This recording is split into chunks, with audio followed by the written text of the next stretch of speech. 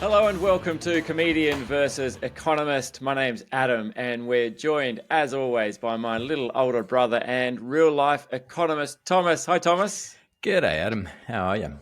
Good. Very good, actually. Massive show coming up. Thomas, the other week we got told to stop saying please and thank you to AI because it costs too much to compute, proving that manners don't cost nothing.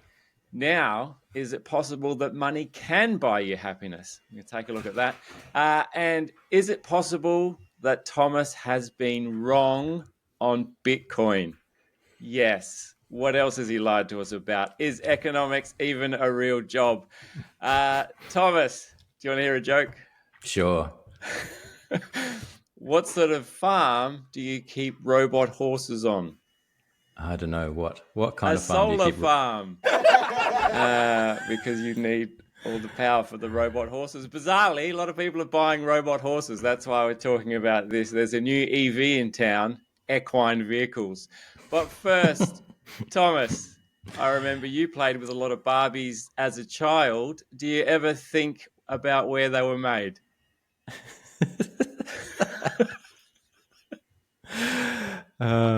Yes. Well, yes. China. Good. It's so easy to flow off the way you set me up there. I know. I should probably give you some heads up on how I'm going to introduce your little breaks. But Barbie doll prices are up. What's going on with Barbie prices? Yeah. So Mattel, Barbie's manufacturer, had their reported first quarter earnings. There's a few interesting things in it. I just in terms of like the window it gives us into the tariff disruptions. So the first thing is that they withdrew their annual financial forecast and said, "Yeah, can they do that?" I don't know if they've got to like what the legal implications are. But yeah, saying given the volatile macroeconomic environment and evolving US tariff landscape, it is difficult to predict consumer spending and Mattel's US sales in the remainder of the year. Yeah. So yeah, right. So they just went, sorry, no forecast here. Yeah, too hard. Yeah. Okay. Saying that they're not coming back to the US, saying that the Trump tariffs, and they don't see that happening. They don't see manufacturing moving back to the US. And in fact, they laid off 100 employees from their headquarters in California. Right. Yeah. And who were presumably not making any Barbies. No, I don't. Yeah, I don't. Obviously, that's not where they're being made. So what were they doing in the US? Yeah, a lot of paperwork. My guess. Yeah, okay. Probably. Yeah, but they are going to put up prices. So that's the other thing they are. I think they called it price action. Pricing action. Yes, that's right. Pricing action. Make it sound a bit more.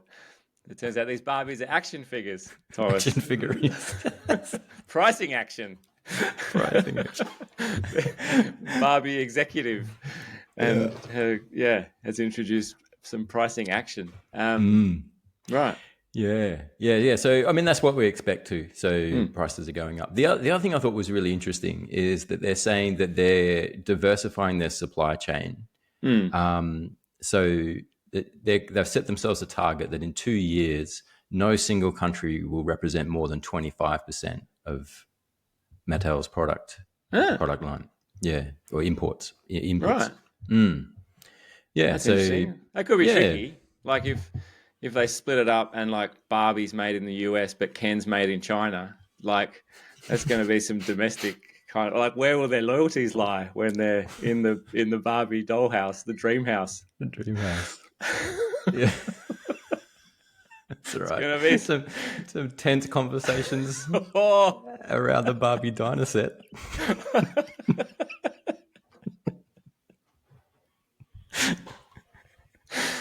Yeah. Yeah. Wouldn't want to be a small plastic fly on that wall. Right. Can they do that? Can they split it up? Like, I mean, I guess they can, but I think so. I mean, it might mean shutting down some factories and establishing new factories in other places. Yeah. I mean, and apparently because Mattel has Barbies, Hot Wheels, American Girl dolls. I don't know what that is, but it's not. Mattel has a. It's not just Barbie. Of course you don't, Thomas. Yeah. Of course you don't.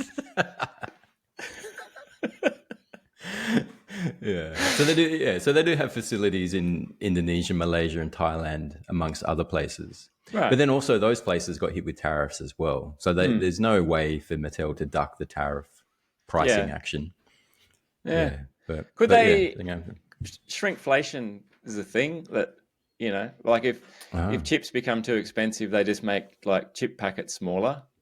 Barbies, from what I recall, and I've got two girls that play with Barbies, they were pretty tall by average doll standards. Could we not just make shorter Barbies? Would that be an option? Yeah, I guess so. Yeah. I Yeah, mean, sure. I reckon we should.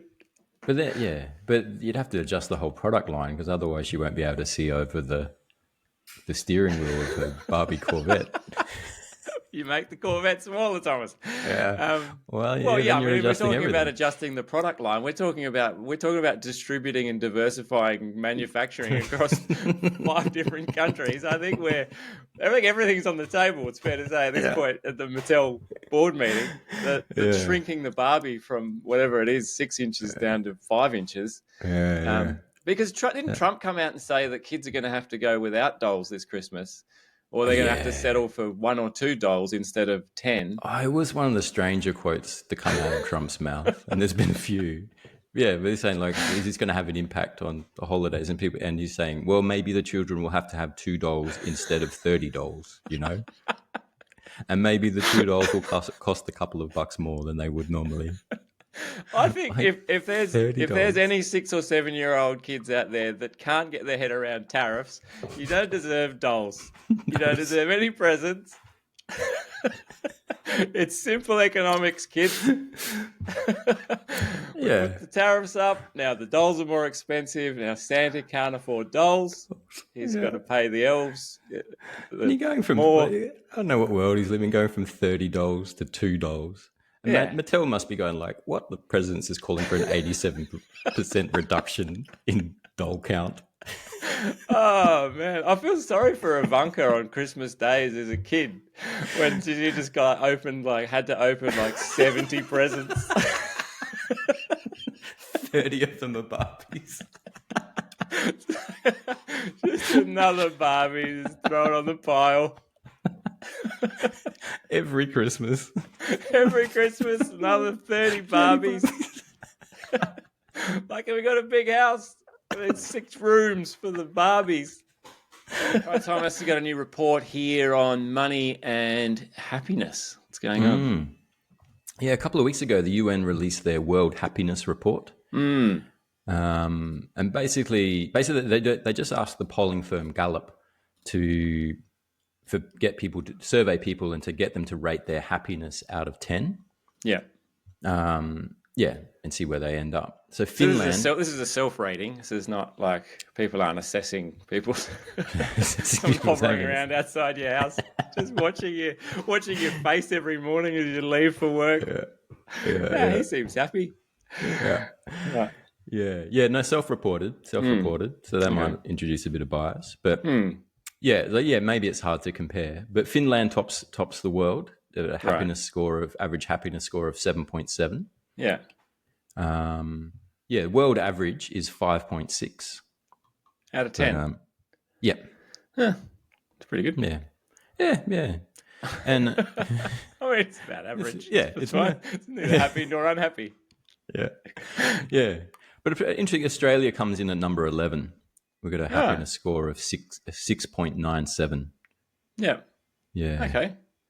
Yeah, just pipped in the top 10 by Mexico by 0.01. Oh, we got 6.98. We got 6.97. They're happy people, the Mexicans. Yeah, right. So what do we do with this data? What do we learn from it? How do we invest in it? Buy clogs. That's not Finland. No, but no, there's a lot of. Sweden's number 4, so they wear clogs. I think stereotypically that's true. Right. No, the interesting thing. So the Economist magazine picked this up, and then they charted happiness against GDP per capita. Oh yeah. And And what it looks like is a very tight relationship, much tighter than I was expecting, between GDP per person and happiness. And as GDP per person goes up, your happiness score goes up. Right. And it's a pretty tight relationship. So this is not as your weekly salary goes up. This is you as a productivity unit. No, this is as a nation. As a nation. As the nation's GDP per capita goes up, the average happiness score goes up. Right. Yeah, fair enough. Yeah. Okay. Yeah. I mean, it's sort of like it's a result that is kind of intuitive, but like it's just how tight that relationship is interesting to me. Yeah. And I think the other thing is it just like the idea that money can't buy you happiness is only true after a certain level of income. Yeah, right. If you're earning $5 a day, more money does make you more happier. Like if you're earning, $100,000 a day as a Trump envoy to the Middle East, yeah, more an extra $5,000 a day doesn't shift the dial for you. Yeah. But at low levels, it definitely does make a difference. Yeah, right. I did ask ChatGPT. I'm turning to AI more and more these days. If there were any correlations between the top 10 countries, and do you know what ChatGPT came back with? No. It said, actually, yes, there is a strong correlation with these countries. They're all listed in the UN's most happiest 10 countries. Nailed it. Thanks, GPT. AI has crushed it once again.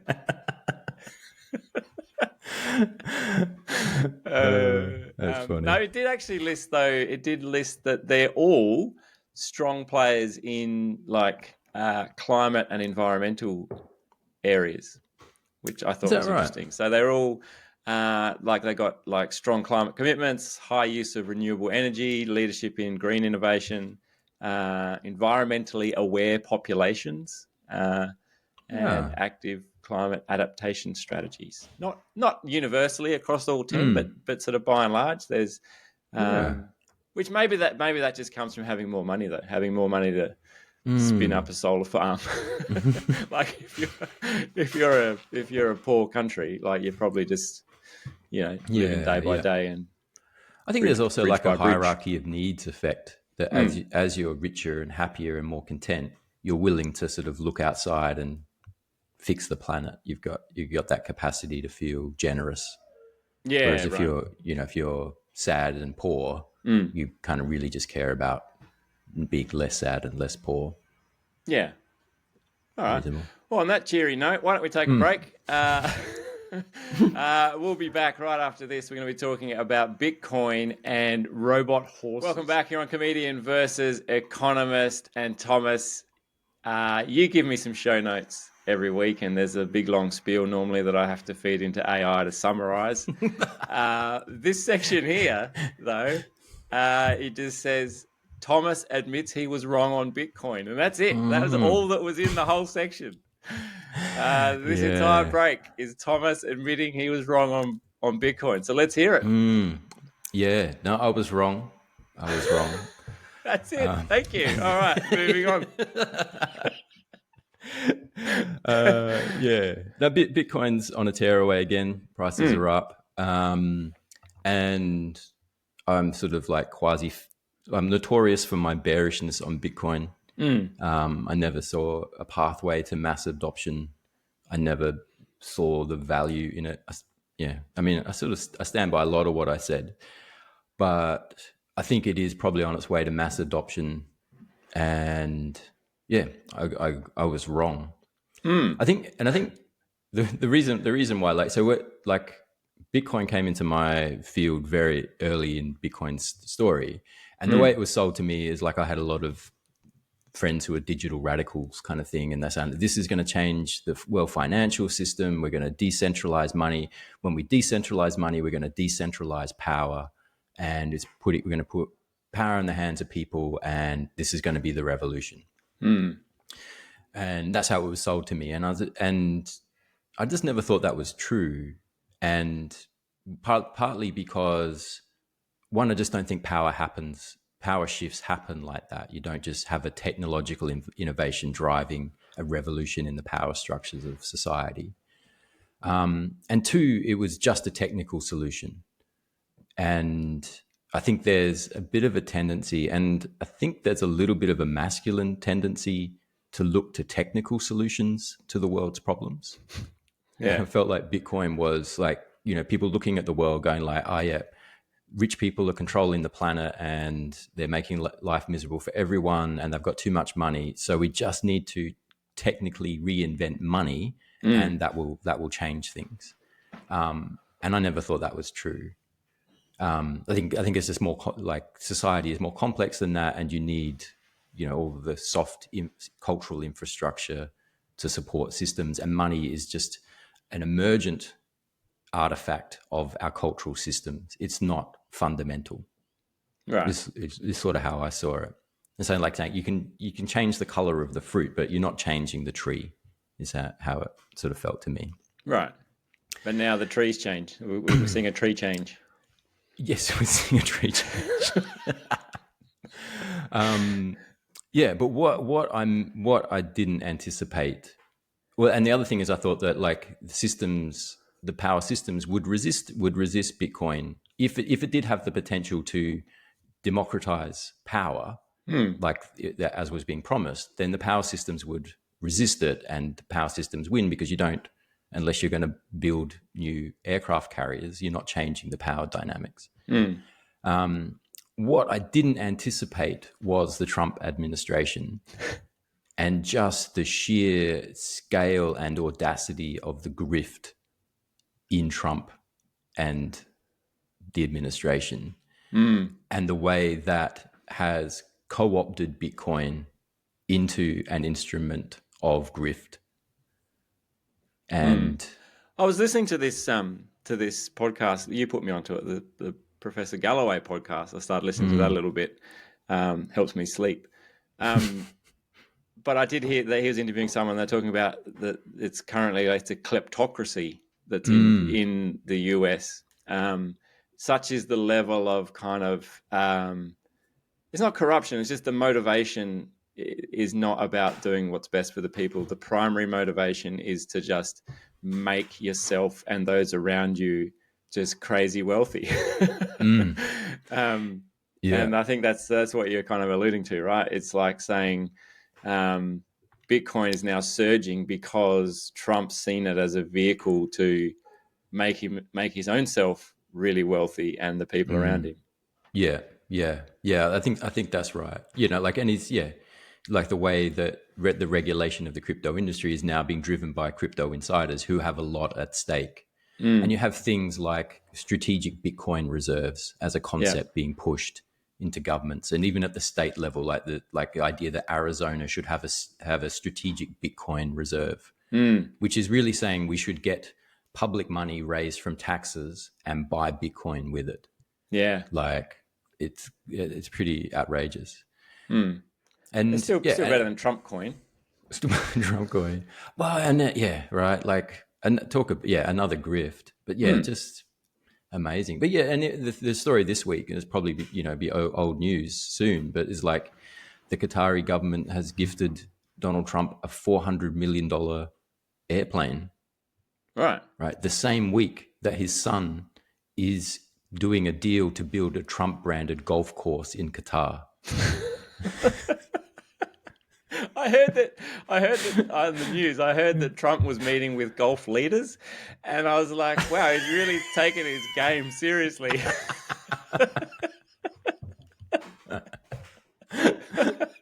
I didn't clock that it was the Gulf region.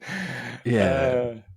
Right. So like a $400 million airplane as a gift. And he's like, no, there's nothing wrong with it. You're a loser. You'd be stupid to not accept gifts. Of course you would. Yeah. But it's like we had was it in New South Wales, the Premier Don Farrell, was it? I forget the name exactly, before Gladys Berejiklian. But someone gave him a bottle of wine and he failed to declare it. Yeah. It was a bottle of Grange, like it was a reasonably expensive bottle of wine. It's a good drop.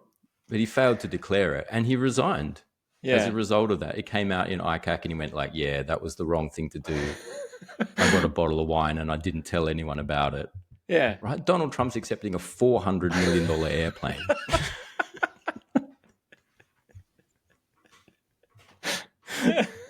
It's just setting a new bar every week. Yeah.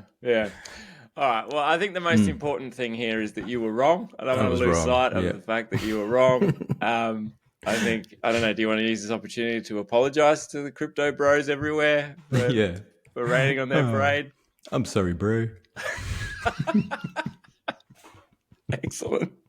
All right, Thomas, finally on the show. Haven't we come a long way as a society from riding horses to the horse-drawn car to cars to electric cars, and finally now here we are at electric horses. Yeah. What's going on with Electric horses, robot horses? Yeah, so Kawasaki, famous manufacturers of motorcycles and pianos, has announced that I think that's Yamaha. Yamaha makes motorcycles and pianos. I don't think Kawasaki make violins. No, that's Yamaha too. Is it? Right. Yamaha have a huge range of instruments and audio, hi-fi, and things, as well as so vehicles. Does Kawasaki, I'm sure. Don't think they do. No, I think I'm going to be fairly confident saying Kawasaki just makes vehicles. Motorcycle. Yeah. Okay, maybe. All right. Anyway, well, I mean, if you've got a Kawasaki piano at home, you might want to check how legit it is. It could have been done. I've got one here. Just let me play a chord. Anyway, Kawasaki, Japanese manufacturer of stuff, has announced plans to build an off-road robotic horse. Yes. Called the Corleo. Looks much like a horse. Doesn't have a head. Has handlebars instead of a head. Yeah. But has four legs like a horse, and you control it. Got a swishy tail. That would be good. Don't think it does. Tail? No. Right. You do have to use your hands and your legs to control it, much like a horse. Well, I think because if I get in a car, I don't have to use my. Oh, I do have to use my hands and my legs. But on a motorbike, I guess you do too. Yeah. But I think with I don't know. Maybe it's like a horse.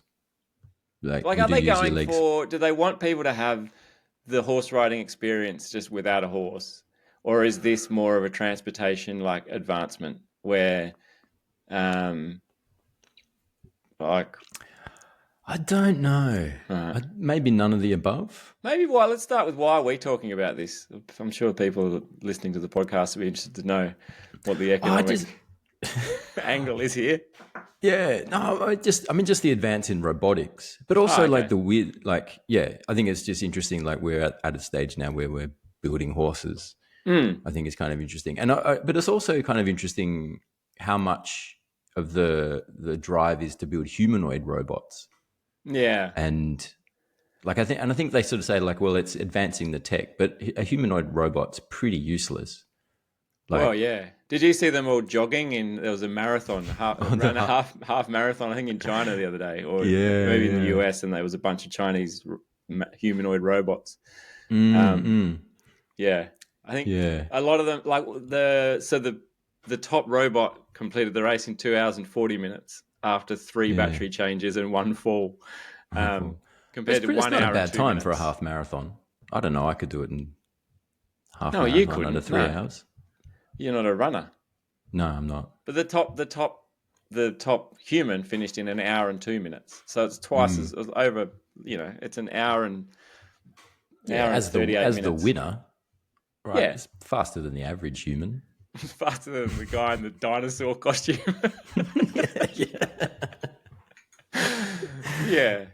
But a lot of them didn't finish. A lot of them just fell over and freaked out, lying on the ground. I think one attacked its handler. Went rogue. Its eyes went red.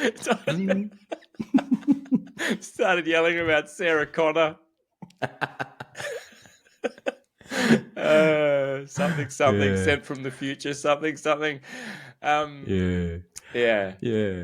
Yeah, I mean, it's interesting. Like human is a wonderful multi-purpose design, like the arms and legs Yeah. for doing all of the full range of tasks that a human does. Yeah. But a robot net will never have to do. You don't need a robot that is that versatile. You can dedicate a robot to a specific task and design it specifically around that task. So I'm curious of why we keep designing humanoid robots, or why we need a robot horse. Yeah. Especially because given how difficult it's going to be when you have to explain how many horsepower your robot horse has.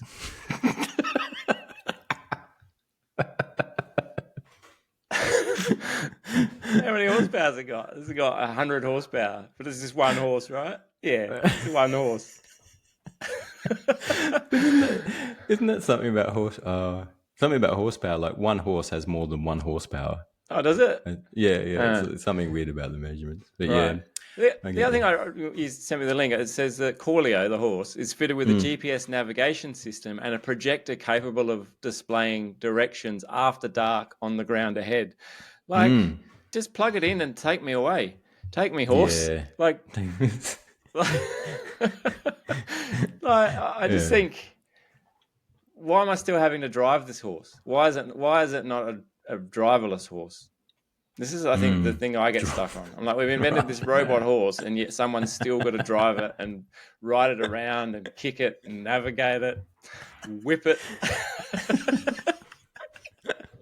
I don't think people riding horses for transport necessarily whip them, but yeah, I don't know. I feel like we haven't really improved on the design of horse while we built the robot horse. We just made like a kind of, because you could just bring your own iPhone with a GPS on it if you wanted to, if you were riding an actual horse. Strap a battery-powered projector to its head. I think you can get a quad lock that fits, a quad lock mount for your iPhone that fits on a horse if you want to. Yeah. No, I think it is in the realm of why are we doing it. Yeah, but, absolutely. Yeah. It's but, not. I mean, maybe it's not battery. It's not. It's battery. That's engine powered too. It's an internal combustion engine. It's not engine. even. It's not even battery. It's but it runs on hydrogen, so there's no emissions. So I don't know. It's a very confused offering from the from Kawasaki. Yeah, stick to violins, guys. Yeah.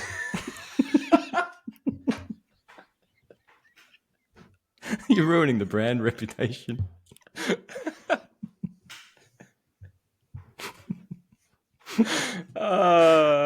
Yeah.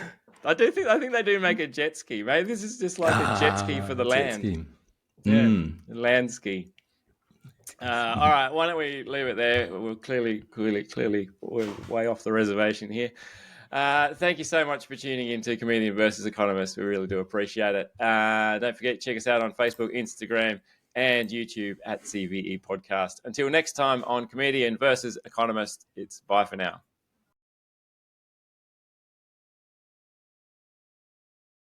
Oh, any guesses about how you say the Mattel CEO's name? Yinon? Where's his first name? Ynon. Ynon. I would say Ian.